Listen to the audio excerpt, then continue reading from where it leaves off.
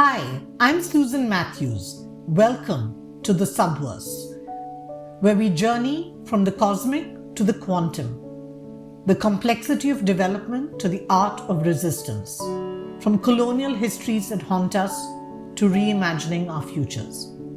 In this episode, we chat with Uttara Narayan, who explores the governance of the clean energy transition at the World Resources Institute in Chennai, India.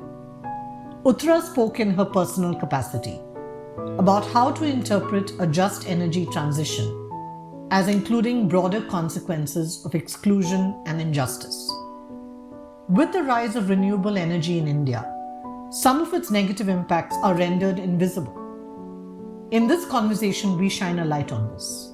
Starting with a large-scale solar park in Pavagada, Karnataka, we ended our conversation with what we can learn from speculative fiction about our futures. The title of this podcast is deliberately provocative, given that we need to face up to what renewable energy brings, the good, the bad, and the ugly. As Ursula K. Le Guin says in The Dispossessed, like all walls, it was ambiguous, two-faced. What was inside it and what was outside it depended upon which side you were on. Uttara is young, passionate, and so bright in this conversation. Hope you enjoy listening and learning from her as I did. Welcome, Uttara, to the Subverse. It's so good to have you here with us. Thank you, Susan. Uttara, I wanted to start with your background. I'm really keen to know how you came to work on this topic of studying the impacts of a low carbon transition on people and the planet. And if you can tell us how your background led to this. Sure. So I studied public policy and development studies in college. In a way, I have been trained to, push and question optimistic development narratives in a sense. But if my interests on the topic as a student were centered around this anxiety around resources running out in our lifetime. I sort of grew up in like post-liberalization India. So it was about, how do you think about these things more as resources that we need to use?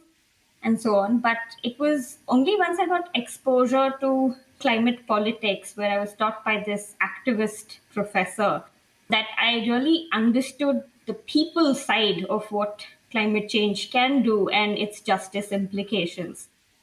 And this really motivated me to explore more on the socio-political aspects of the environment, how movements can be built where, you can think about environment and development in a more harmonious manner. So that's a bit about my background. How did I come to work on this? It's been fairly recent, actually. In 2018, my friends and I, we visited this place called Pavagada. This is in the Karnataka state. So it was actually a news article by a journalist called Karthikeyan that sort of inspired us to visit this place. And he was talking about how this was India's largest park that was being commissioned. And he sort of presented some of the concerns that we need to start thinking about.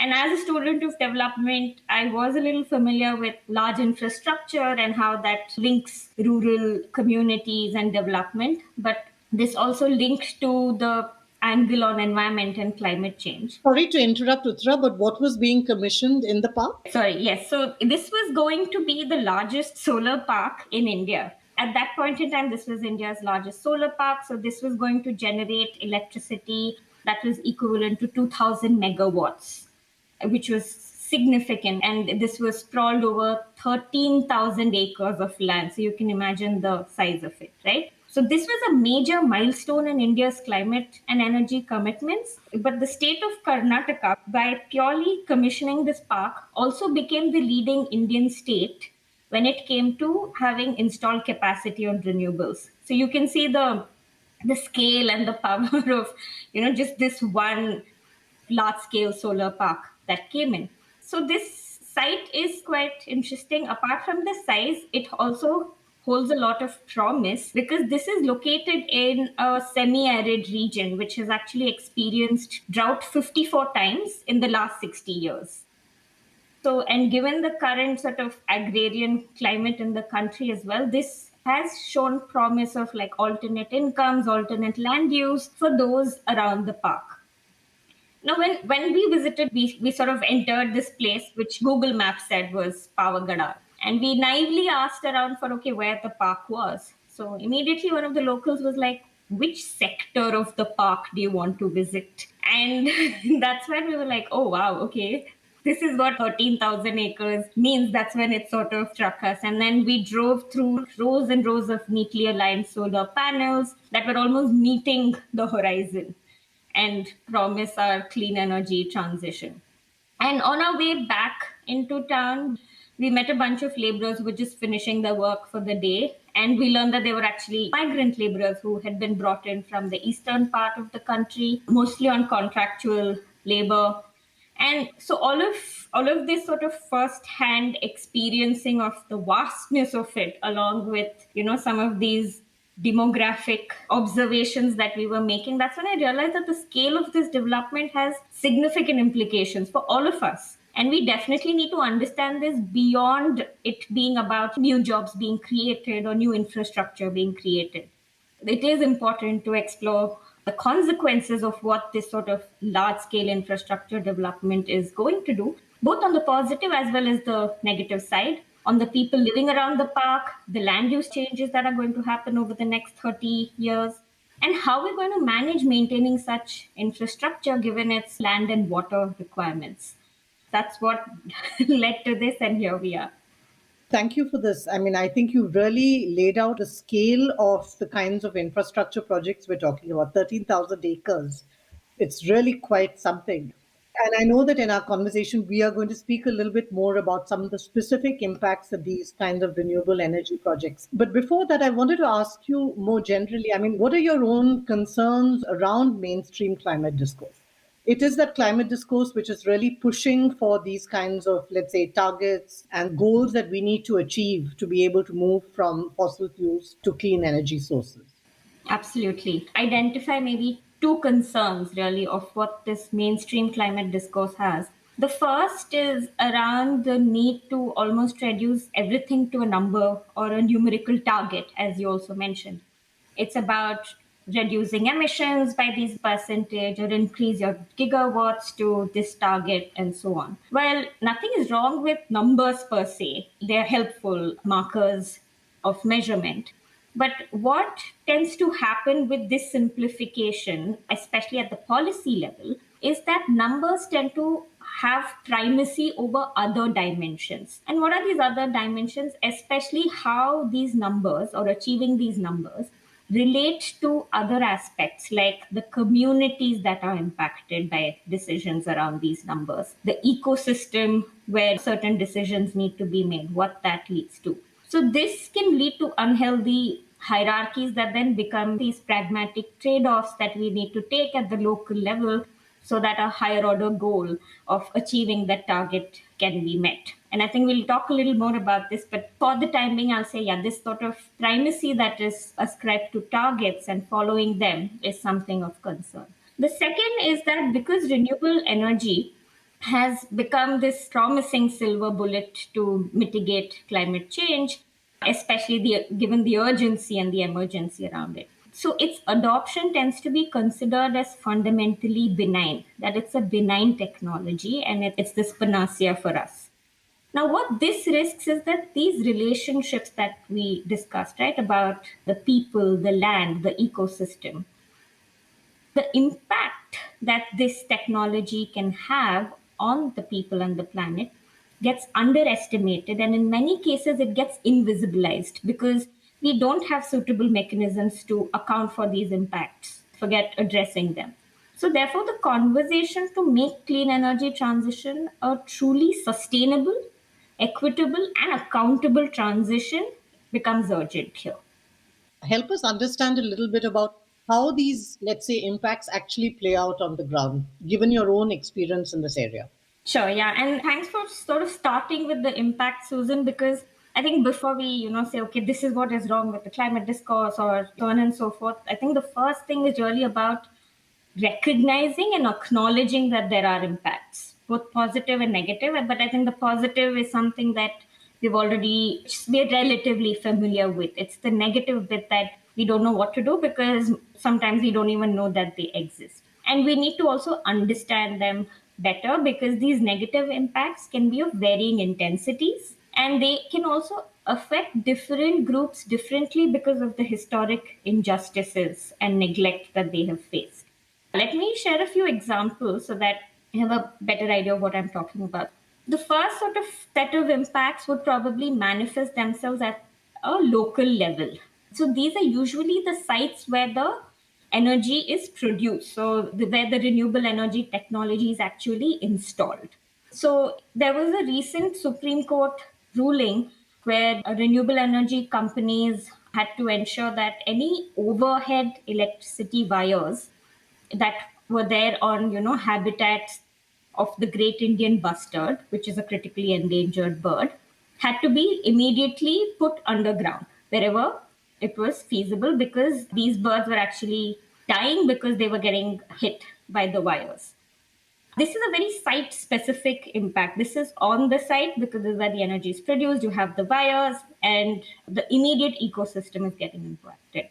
Now, the project site is also the scale at which the inequality in the distribution of benefits and costs of these technologies and the development that they promise manifests most sharply. For example, when these compensation mechanisms are put forth to compensate those whose lands have been either acquired or leased to install these projects, these mechanisms then tend to overlook the landless stakeholders. And who could those be? For instance, you have migratory pastoralists whose access to their traditional migratory paths during certain seasons of the year get restricted because this area suddenly becomes formal land and gets fenced off. Then you have landless laborers who are also dependent on this land but who do not have titular access to it. So these formal mechanisms are not ways in which they can be compensated. Again, it's very site specific, but because of who they are, they become doubly vulnerable because of these exclusions from the formal mechanisms that are there. So this again speaks to that first concern about the relationship between what those targets have with the stakeholders, and that becomes unknown. So this is where really understanding that ecosystem in terms of okay, who is it who's getting impacted becomes important. Now this we discussed at the local level, and there are other impacts that are not localized. So if you look at the renewable energy sector as a supply chain, these could manifest at other parts. And then there's always this question of how much responsibility do I hold if I only am a player in another part of it. Now, but let me sort of give you an example. Polysilicon is an important material that needs to be used for manufacturing these solar PV modules. Now, almost 45% of the world's manufacturers of polysilicon are actually based in Xinjiang province in China. Now, there was a recent study by Sheffield Hallam University, which actually exposed severe labor rights abuses in the solar supply chain in this region. Now, the study found evidence of forced labor through threats of internment and other coercive methods, which clearly flout labor and human rights. Now, these violations impact international markets and should force stakeholders across the value chain to ensure that their materials are sourced responsibly.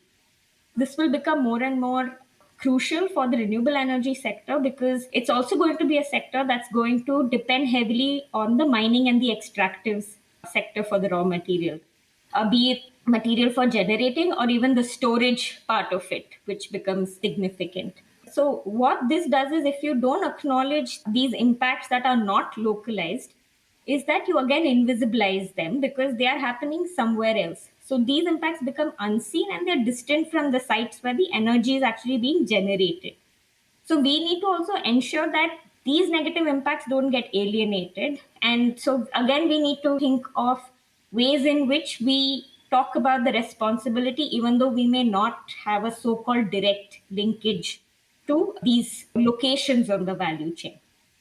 The third sort of characteristic is again that the impacts may not appear immediately when an infrastructure is put in place and can manifest over a period of time. And this could also be cumulative. So, again, this is something when we talk about these environmental and social impact assessments and so on. A lot of the time they happen at the project level and they look at the immediate term impacts. And yeah, we also need to think about, yes, how can we even fathom these impacts which are going to be cumulative and not necessarily attributable to this. So there are other complications as well. But I think we need to also recognize that these impacts are going to manifest at a later point. And a lot remains to be seen in terms of what will happen to a lot of these solar panels that are used in large scale solar parks. Because just like I told you, just the size of it. So you're going to have millions of these solar panels, and they're all largely getting installed at a similar time frame in our lives. And they all have a life of about 25 to 30 years. Again, it's still hopefully in our lifetimes, but how are we going to think of disposing them? That's still something we need to figure out the scale of it, because we probably have some theoretical understanding of it, but we haven't really realized what the scale is going to mean for us. Then there are sociological changes to lifestyles and livelihoods, that this is a constant development problem that is there. And again, these large scale projects are also not going to be immune to those. Again, some examples that you've already started seeing are how especially women, around these project sites are becoming domestic workers in these new houses or townships that are getting developed for employees who will be working in these parks. So that leads to a different kind of an informal labor category that the people there become dependent on. Then some sites are witnessing a change in the disease morbidity because of the change in water quality content, because you need to extract water to clean and maintain the panels at a certain efficiency. That's also, to a certain degree, contributing to fluorosis and other related morbidities. So, how these are going to play out in the medium and long term is also something that we need to understand. So, what these sort of three broad categories, right? The localized one across the supply chain and something that occurs over time. These actually demonstrate that large scale renewable energy projects are not very different from other large infrastructure projects. So they also need to be supported with similar levels of checks and balances to minimize these negative impacts.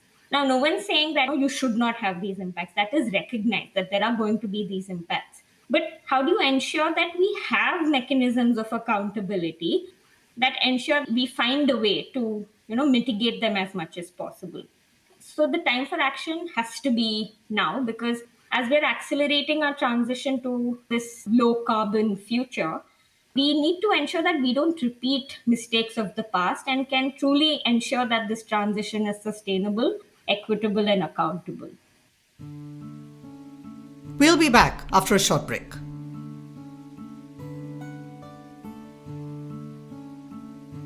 The way you've laid out, I think, this entire list of impacts is really, really impressive. It sort of goes back to what we were discussing earlier, which is sometimes we're so overly focused on numbers that we forget how sort of sociologically and how complex these issues are on the ground, both at the project and at the local level and at the global level, in terms of where we source these materials and minerals from and the labor issues in the supply chain, etc. So thank you so much for laying this out.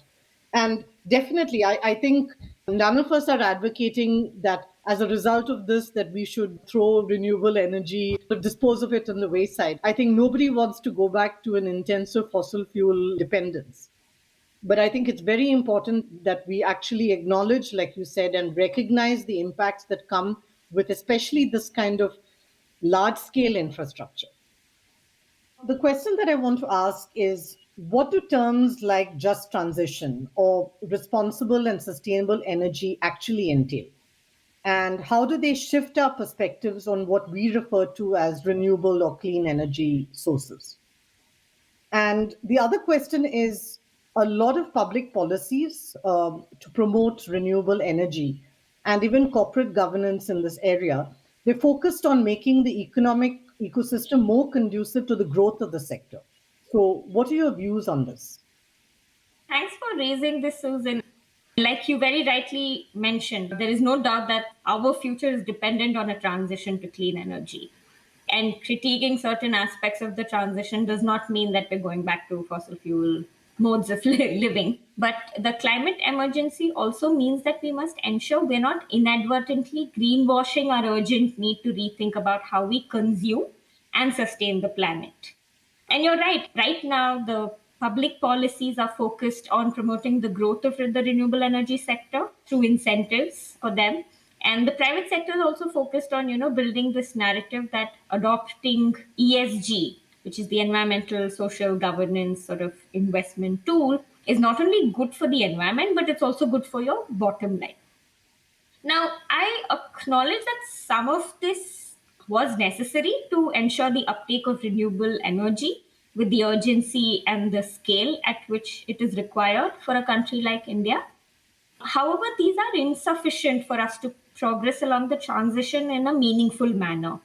We now need to update this conversation and start to consider how to strengthen public governance mechanisms around holding relevant stakeholders accountable to these impacts that we just discussed, developing mechanisms to mitigate these impacts, devising grievance redressal systems that, just go beyond material compensation template, but also encourage better representation of marginalized voices in these decisions.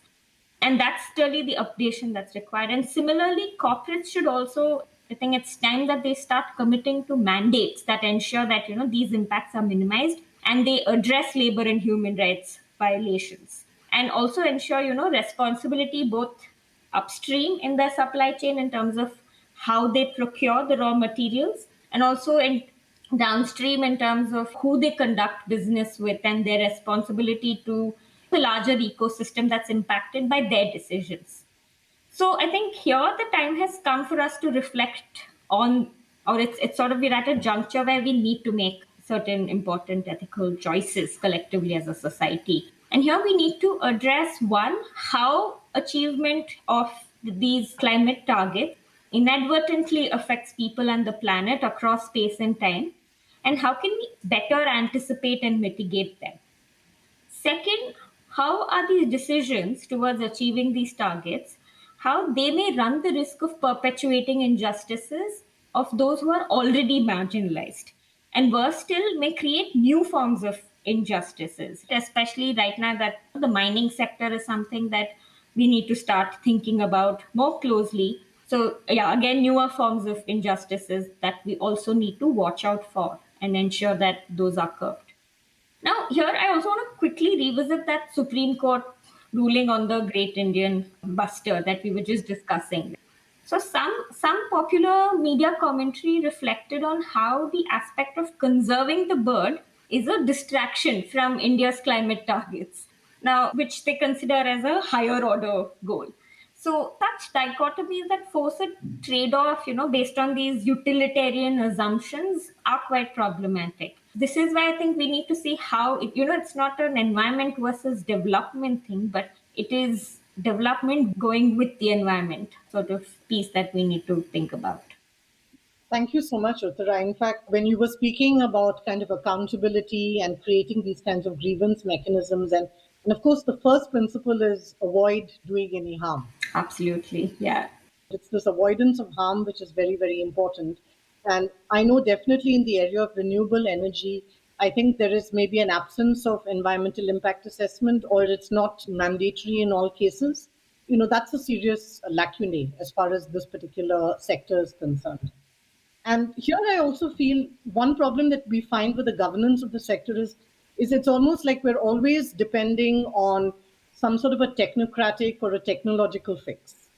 And as your impacts point out, the issues are actually far more social and political. And it cannot just be fixed by approaching it in the same way that we approach everything that created the problem in the first place.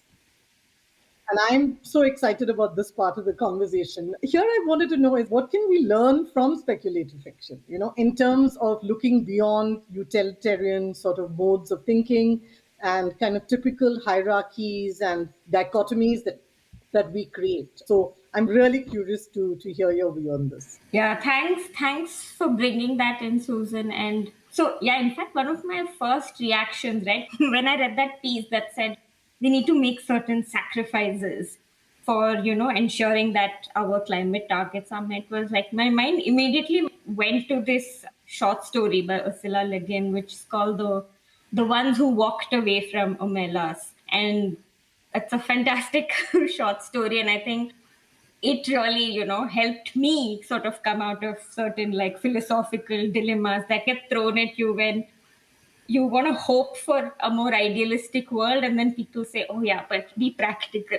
So in a way, I am really indebted to this story for helping me sort of think beyond these utilitarian neoclassical ways, which have again become ingrained in the way it's become it's not even an assumption anymore, it's the world we live in. And that's where, like you rightly said, speculative fiction comes in.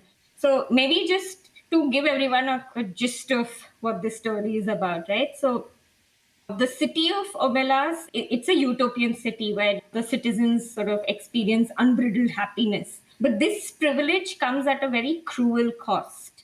For all the citizens to enjoy this happiness, one child has to endure unspeakable suffering. The child is thrown into this dungeon and is given food very infrequently and lives in unspeakable circumstances. And this then becomes a moral choice. There are those who stay, and then there are those who walk away from Omelas. Now, this story shows that there can be alternatives to existing and largely convenient status quos. Now, if only we're willing to accept it and take the risk, like those who walked away from Omelas. And similarly, do we have the courage to consume more responsibly, to change our lifestyles, to restrain unsustainable aspirations that are built on this assumption of, abundant generation of these energy forms? That's something for us to really consider, to bring this back to the great Indian bustard conversation. It was that why does it become a choice between a bird, which is sort of reduced to just being a bird, versus this climate target? It's there needs to be a coexistence. It's not that one is there without the other. And if you make that choice, that's morally problematic. Definitely help me sort of think through how do you respond to these moral judgments that get made. Thank you for mentioning the story. And I think that the term that you use, sacrifice. So if we look at like our colonial or imperial roots, that's precisely the problem. We often sort of forget or we take for granted the violence that accompanies development. Absolutely. Yeah. And how development has historically built itself on the suppression of nature and racialized bodies, over time. Everything from slave labor to how it then continued with the Industrial Revolution, etc. So I think this is a wonderful story. And of course, some of our other work also talks about scarcity and resources. So maybe you can also lead us a little bit through that. Thanks, Susan. And I'll start with probably one of her, I don't know if she would have liked the term classics because that's a bit snobbish, but I think if someone has to read an Ursula Le Guin, it probably has to be that they should definitely read The Dispossessed. And because it's such a life-giving project in how it optimistically thinks about visualizing future, a world that has justice and where there are no hierarchies, it has no concepts of power,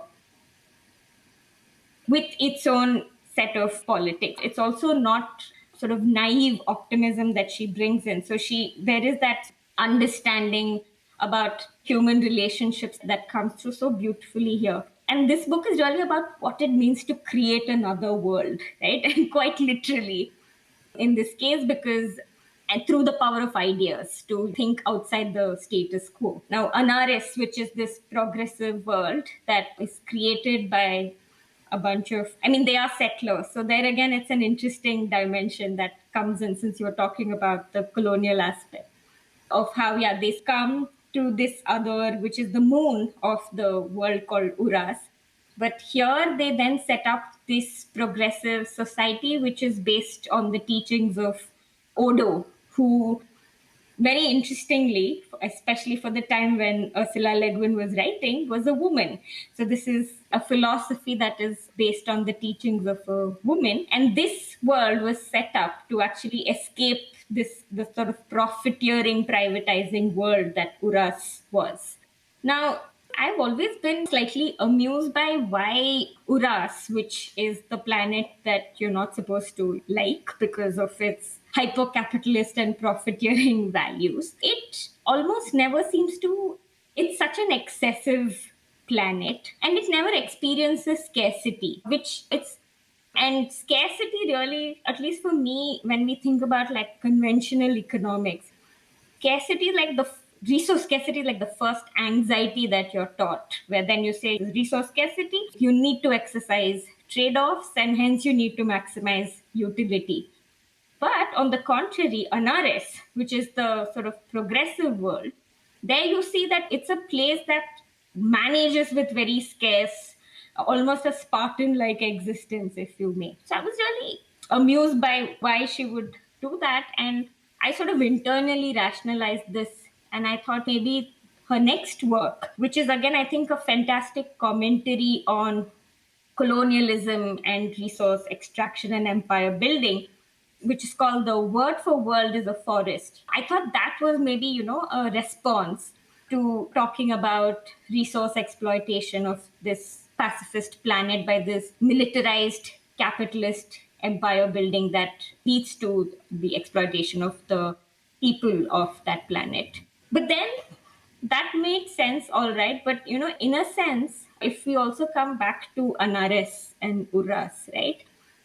Maybe she was actually being extremely subversive in that by making Anaris as a planet with very limited resources and a scarce landscape, and Uras as this prosperous place, she was also probably challenging our assumptions about what living justly and responsibly means, especially in resource scarce contexts. So, this is also something that we need to acknowledge in this clean energy and low carbon transition. While technology can help reduce the advancement of climate change, the sort of unbridled growth promise that comes with technological advancement and the underlying optimism behind that needs to be revisited. Otherwise, this sort of greenwashing is not going to help anyone. Thank you, Uttara. In fact, I think you need your own podcast on speculative fiction because you speak so well on it. It's wonderful. One thing you mentioned when you talked about this whole notion of abundance, and I think it's also that we have reduced abundance to purely a material term. You look at especially indigenous cultures, when they speak about abundance and generosity, it's also in terms of the spirit. And I think some of this is also caught in speculative fiction, which is that it alludes to a world which is not purely materially driven. Not all speculative fiction necessarily is always very instructive. There's quite a lot of criticism of, let's say, solar punk futures. And I love looking at solar punk artwork myself. So I do follow quite a few hashtags on Instagram in this regard because I'm always curious to see how people sort of draw these kinds of worlds. But there's definitely a criticism that has been leveled. And here you had introduced me to the work of Ashley Dawson on this, where he talks about how some of these solar punk futures tend to be kind of politically unconscious. And, I just sort of wanted your view on that, and we can sort of wrap up with that. Sure, certainly. I think his criticism of solar punk, I think that summarizes the spirit of our entire discussion. And again, solar punk fundamentally does seem, again, benign in that it is, at least on the literature side of it, it is about revisioning everything that is powered around renewable energy. And what he is really challenging, that I agree with, is that these alternatives are not solutions to that material abundance part. And here, in this instance, it's important for us to acknowledge the material relationships that these technologies or this renewable world that solar punk envisions has. And therefore, if that's not effectively managed, then again, you're just going back to the same old world, but with certain differences in technological tweaks. And that's just, again, going to reproduce the injustices that the current system already upholds. So, in that sense, I definitely agree that this is probably something that Solarpunk should revisit. And in that sense, still speculative fiction will probably be the place that provides the space for this self-reflection and criticism, or rather, I hope so. So here, I think just to end on an optimistic note, I also thought maybe we could end with a quote from Vandana Singh's Speculative Manifesto, which she wrote in 2008. So, start quote. Through engaging our imaginations and making up ingenious thought experiments, through asking what if questions and attempting to answer them, speculative fiction allows us to question the path we are on today, to live out possible futures before we come to them. There is still a strong undercurrent of writing that questions and subverts dominant paradigms and persists in asking uncomfortable questions. And this is what we will strive for to ensure that another world is indeed possible. Uttara, thank you so much. So beautifully ended. And I agree. And I think you really helped me today in being able to sort of, let's say, find my way through some uncomfortable questions. And I completely agree with you. We don't want fossil colonialism replaced by solar colonialism or hydrogen colonialism. So I think I'm so happy that you really pointed out, I think, the costs and opportunities in relation to renewable energy so beautifully. And we really appreciate that you've spent this time with us. Thank you so much. Thank you for this opportunity, Susan. Thanks to Uttara Narayan for sharing her thoughts with us. The Subverse is the podcast of Dark and Light, a digital space that chronicles the times we live in and reimagines futures with a focus on science, nature, social justice, and culture. We have more information about all our guests and their work in the episode show notes on darkandlight.com. You can also follow us on Instagram at Dark and Light Zine. If you like the show, please tell a friend and subscribe on your favorite podcast platform. The Subverse is produced for us by Waka Media. So long and thanks for listening.